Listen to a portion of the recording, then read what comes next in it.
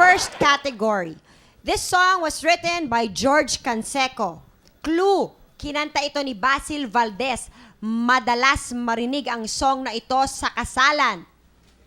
Ang kantang ito ay tungkol sa walang hanggang sumpaan ng pag-ibig. Alright. Si Maybelline ang unang manghuhula. How many In how many notes? In one note. Wow, grabe. So, Whoa, you better know this, Wow, ah. Maybelline. Alright. Ngayon at kailanman. Correct! Correct! So, sino pakakatayin Sino mo ang makakailahin mo ngayon at kailanman? Or kung ano man ang hinandang kanta ano? niya. Okay. Anong gagawin? Sino ang gusto pakakakantahin mo ngayon? Si B-Boy. Si B-Boy. Alright, B-Boy. Go, with your B-Boy. prepared song. Alright. Okay. Next song, kanta na inawit ng trio. Clue, composition ni Jim Paredes, nagsisimula ang chorus ng kanta sa salitang you. Natatapos din ang chorus sa salitang you. Okay, ito. Alright. Para talagang dire-diretso na, B-Boy. Ikaw naman. Sige, Para sige, I can todo name na. that tune in one note. Uy.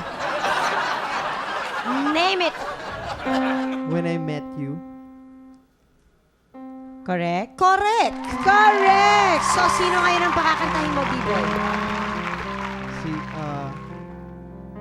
Si Tita Patricia.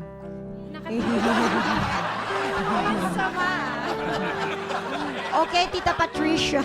Yes. Oh, di ba? Di nyo inakalang magaling silang kumanta, no? O, kumakanta rin sila. Isang round pa pagbalik namin.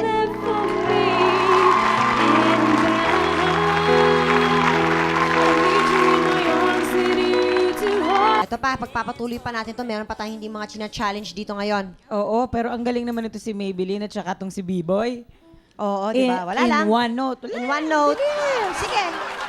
O, ito sis, bigyan mo. Kanta ng isang bata. Clue?